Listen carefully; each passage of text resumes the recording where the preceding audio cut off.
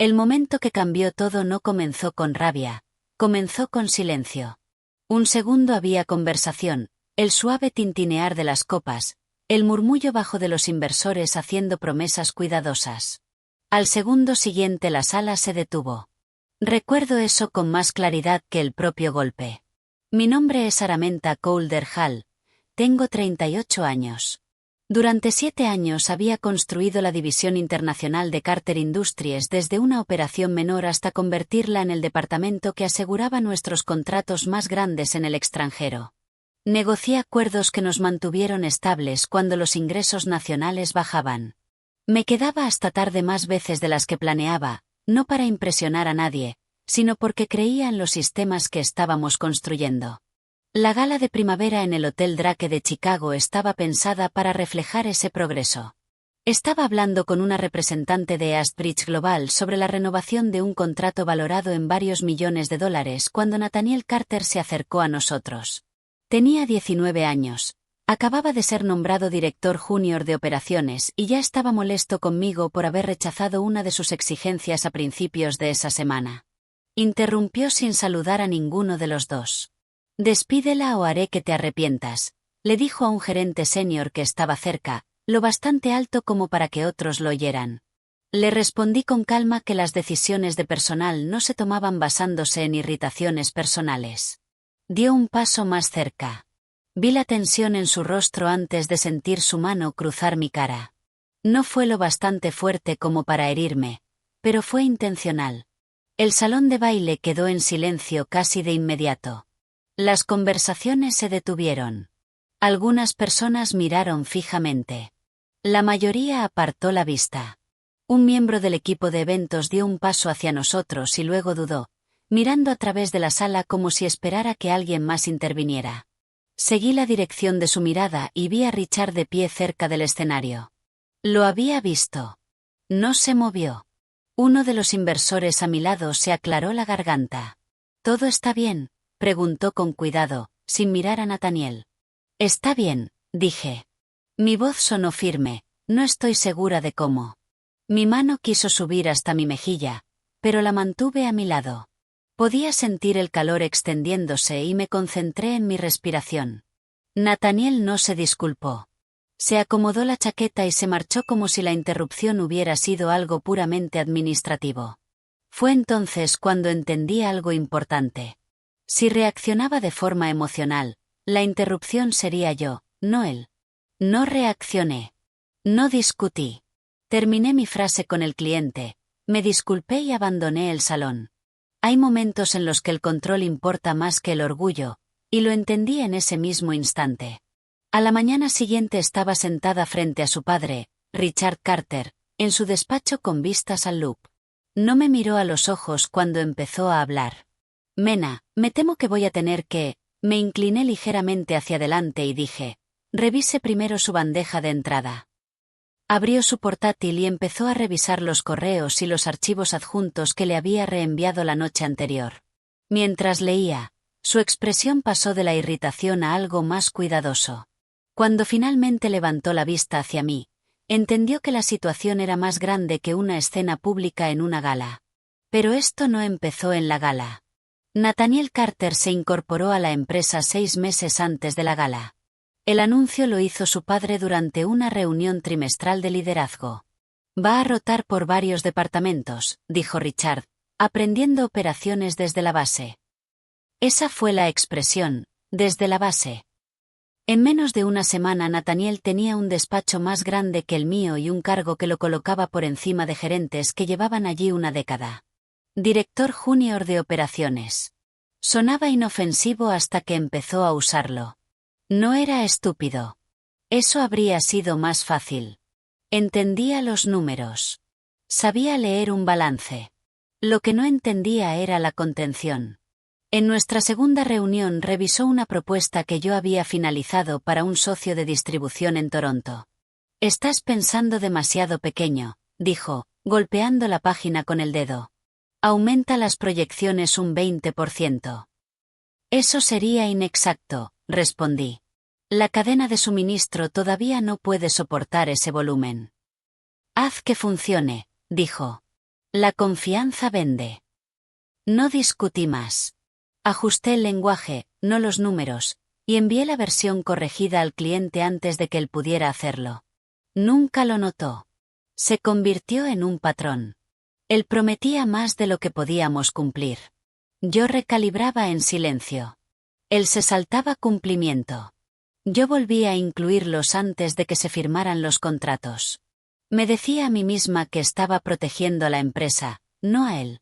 Una tarde se reclinó en su silla y dijo: «Sabes que pronto estaré dirigiendo este lugar». «El liderazgo no es automático», respondí con cuidado. «Se gana». Sonrió, pero había algo afilado detrás de esa sonrisa. No en mi caso. Más tarde esa semana pasé por el despacho de Richard y oí voces elevadas dentro. La puerta no estaba completamente cerrada. «No demuestras tu valía obligando a la gente», dijo Richard con un tono más bajo de lo habitual. «No necesito su aprobación», respondió Nathaniel. «Necesito autoridad». «La autoridad se gana». «No en esta familia», dijo Nathaniel con brusquedad. «A ti te la entregaron». Después de eso hubo un largo silencio. Cuando me alejé comprendí que no se trataba solo de arrogancia. Se trataba de herencia, de expectativas, y de un hijo que creía que el poder ya le había sido prometido. Linaje contra mérito. Su padre observaba desde la distancia, corrigiéndolo con suavidad, pero nunca en público. Después de una reunión especialmente caótica con el equipo de finanzas, Richard me llevó aparte. «Ten paciencia con él», dijo. «Se está adaptando». «Estoy siendo paciente», respondí. Lo que no dije fue que la paciencia tiene límites. Cubrí a Nathaniel más veces de las que debería. Me dije que era algo temporal, que la madurez llegaría con la autoridad. Me equivoqué en eso. ¿Alguna vez has protegido a alguien en el trabajo que después se volvió contra ti? Nathaniel entró en mi despacho sin llamar y dejó caer una carpeta sobre mi escritorio. «Despide al equipo Johnson», dijo. «He terminado con ellos». Abrí la carpeta. Era el acuerdo final del contrato logístico europeo que acababan de asegurar. El acuerdo valía $3,5 millones durante 2 años. «Cerraron esto la semana pasada», dije. «¿Por qué iba a despedirlos?» «Me contradijeron en una reunión», respondió. «No voy a tolerar eso». «Corrigieron una proyección», dije con calma. «Ese es su trabajo». Se inclinó hacia adelante. «Ahora es mi departamento». «No», dije. «Ese es tu título. El departamento sigue respondiendo a métricas de rendimiento». Su mandíbula se tensó. «Me estás socavando». «Estoy protegiendo a la empresa». Se enderezó y sonrió de una forma que no era amistosa. «Si no los eliminas, le diré a mi padre que desobedeciste una orden directa». «Puedes decírselo», respondí, «y cuando él se ponga de mi lado, entonces tendremos esa conversación». Durante un momento ninguno de los dos habló. Podía verlo calculando, decidiendo si aquello era un farol. No lo era. «Estás cometiendo un error», dijo en voz baja. «Me aseguraré de que estés fuera antes de que termine el año». «Haz lo que creas necesario», respondí. Después de que se fue cerré la puerta y volví a abrir mi correo electrónico. Reenvié sus últimas 3 directrices a una cuenta de archivo privada que había creado semanas antes. Luego guardé las notas de la reunión y la línea temporal de aprobación del contrato. No fue dramático. Se sintió más bien como un procedimiento. Esa misma tarde envié un breve mensaje a Marta Chen de cumplimiento. «Podemos revisar los límites de autoridad en las directrices operativas». Lo mantuve neutral. Por primera vez no estaba corrigiendo las decisiones de Nathaniel entre bastidores. Me estaba preparando para las consecuencias. ¿Cuál es el límite profesional que nunca comprometerías después del incidente con el equipo Johnson? Los correos electrónicos cambiaron de tono. «Ajusta la previsión de entregas al alza», escribió Nathaniel una mañana. «Luego lo corregiremos». «No es exacto», respondí. «No podemos prometer capacidad que no tenemos». «Entonces haz que sea exacto», contestó. «Eso es liderazgo». Una semana después reenvió un borrador de informe con varias advertencias de riesgo eliminadas. Cumplimiento ralentiza los acuerdos, añadió. Envíalo sin el anexo. No lo envié.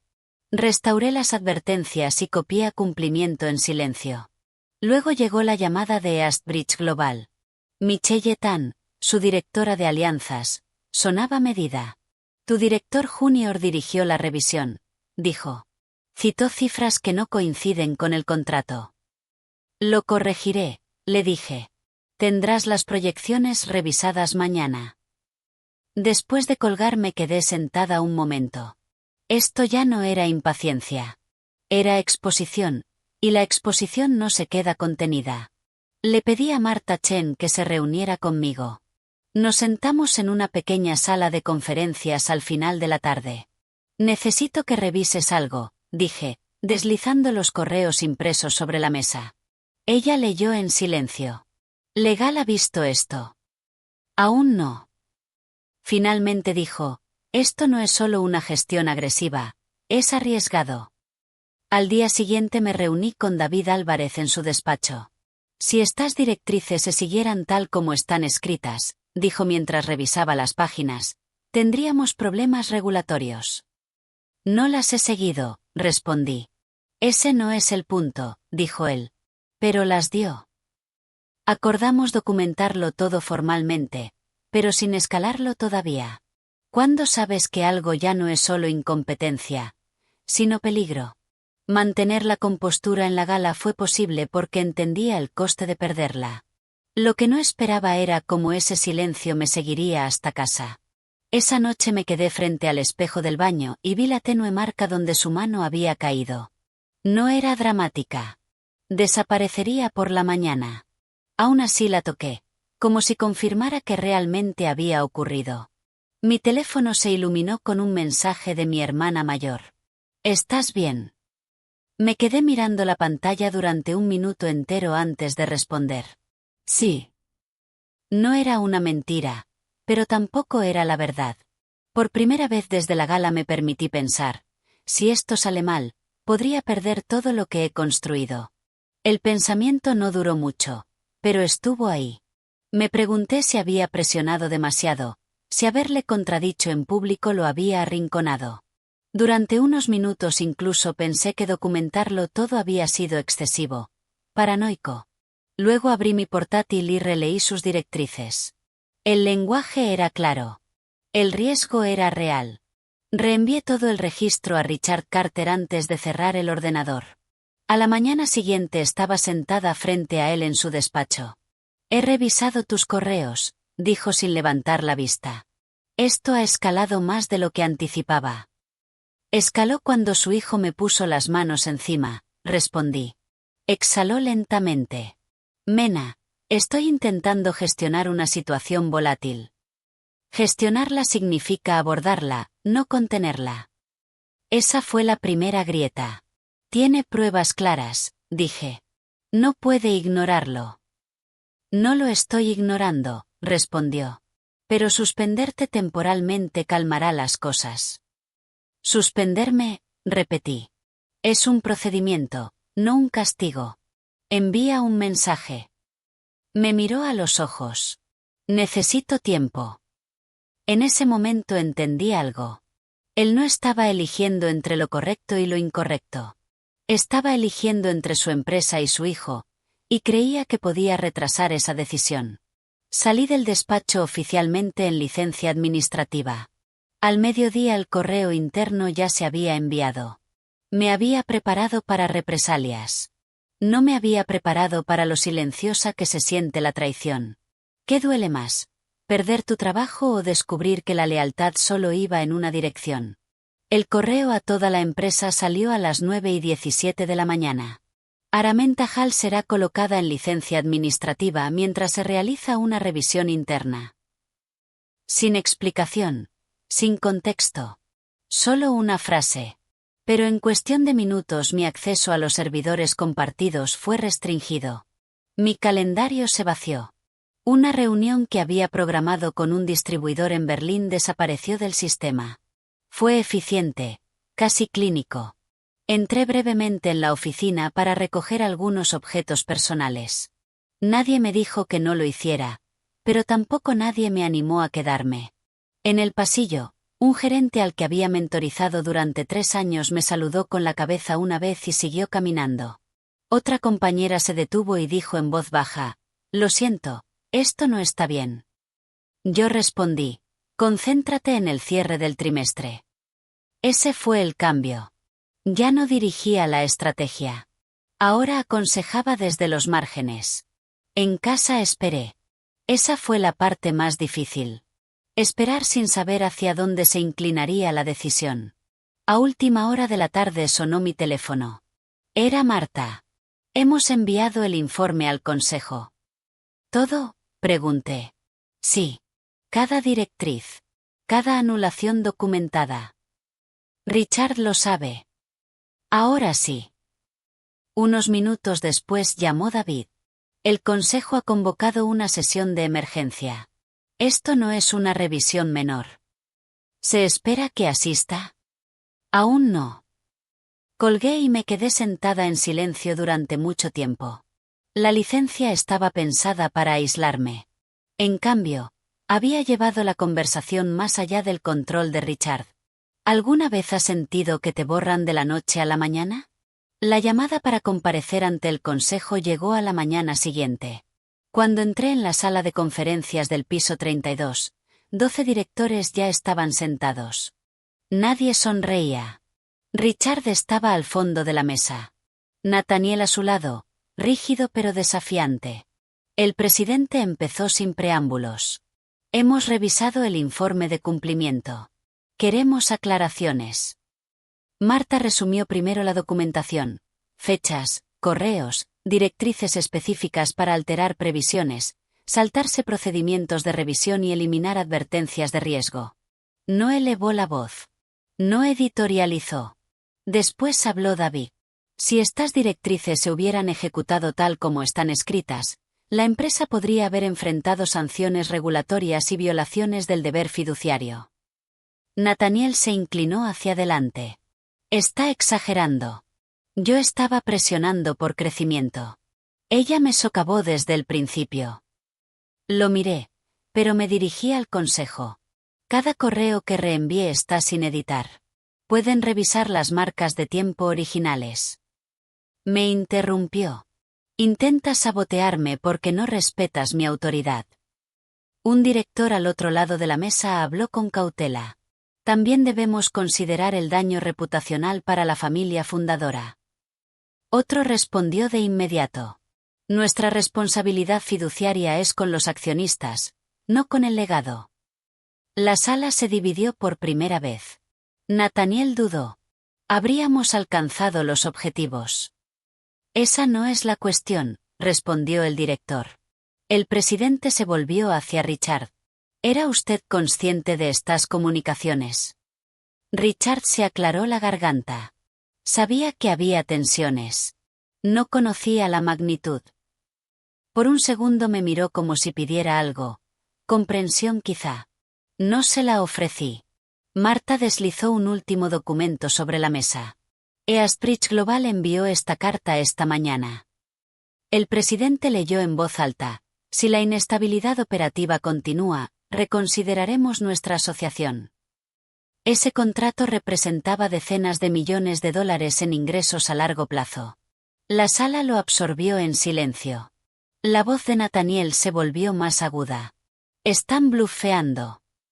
«No», respondí con calma. «Hablé con su directora de alianzas la semana pasada.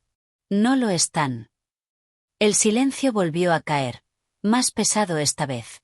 El presidente juntó las manos. «Señor Carter, este consejo no puede ignorar una exposición de esta magnitud». Por primera vez Nathaniel pareció inseguro. «Esto es político». «No», respondió el presidente. «Esto es gobernanza». En ese momento la dinámica cambió. Ya no se trataba de una bofetada, ni de una suspensión, ni siquiera de mi puesto. Se trataba de si la empresa se dirigiría con pruebas, o con herencia. Cuando la sesión terminó supe que la decisión no sería inmediata, pero la dirección ya estaba clara. ¿Crees que los consejos protegen a las empresas o a las familias?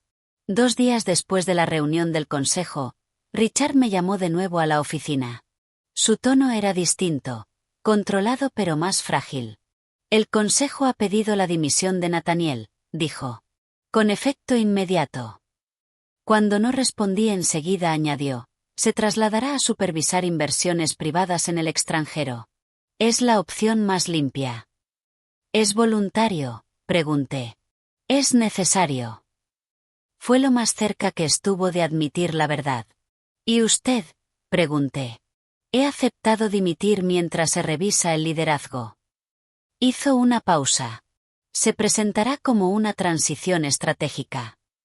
No habría despido dramático, ni disculpa pública. Solo un memorando. Al mediodía el anuncio interno ya circulaba. Reestructuración de liderazgo, agradecimiento por los servicios prestados, lenguaje neutral que borraba el contexto. Nathaniel no volvió a la oficina. Su placa fue retirada antes de que terminara la semana. Richard me miró una última vez antes de que saliera de su despacho. Esto no tenía que escalar. Escaló cuando se pospuso la responsabilidad, respondí. No discutió. Más tarde esa misma tarde recibí un breve mensaje del presidente del consejo. Nos gustaría hablar de los próximos pasos. Nadie aplaudió. Nadie mencionó la gala. La empresa simplemente se ajustó y continuó. La ausencia fue más fuerte que cualquier confrontación. ¿Es una salida silenciosa más poderosa que una humillación pública? El consejo me pidió que regresara 2 días después del memorando de reestructuración. Entré en la misma sala donde había defendido mis decisiones, pero el ambiente había cambiado. El presidente habló primero. Nos gustaría que asumiera como directora interina de operaciones internacionales. ¿Por cuánto tiempo?, pregunté. Hasta que se decida un nombramiento permanente. Lo que puede significar que yo estabilice todo, y que otra persona lo herede, respondí con calma. Algunos directores intercambiaron miradas. Esa no es la intención, dijo el presidente. Puede que no sea la intención, respondí, pero es el patrón. Nadie se ofendió, solo hubo reconocimiento. Necesitamos continuidad, añadió otro director. Los clientes confían en usted. Lo sé, dije. Pero no asumiré este puesto bajo las mismas condiciones que crearon el problema. El presidente se inclinó hacia adelante. ¿Qué condiciones? Primero, salvaguardas formales contra el nepotismo en cargos ejecutivos. Ningún nombramiento familiar sin aprobación independiente del Consejo y revisión operativa. Asintió lentamente. Es razonable. Segundo, los informes de cumplimiento deben ir directamente al Consejo sin filtrado ejecutivo. Marta, sentada al final de la mesa, no habló, pero su postura cambió ligeramente. De acuerdo, dijo el presidente. Tercero, autoridad total para contratar, evaluar y mantener a mi equipo sin interferencias. Un director preguntó, incluso si eso entra en conflicto con la alta dirección. Si la alta dirección entra en conflicto con los estándares de rendimiento. Sí. La sala quedó en silencio unos segundos. Finalmente el presidente dijo, está pidiendo una reforma estructural. Estoy pidiendo claridad, respondí. Juntó las manos. Entonces aceptamos. No sentí triunfo. Sentí cautela. Serviré como interina, dije. Pero quiero estas políticas documentadas antes de mi primer día. Las tendrá, respondió. Mientras salía de la sala entendí algo con absoluta claridad. La autoridad ofrecida no es lo mismo que la autoridad asegurada. Si finalmente te dieran poder, ¿confiarías en él?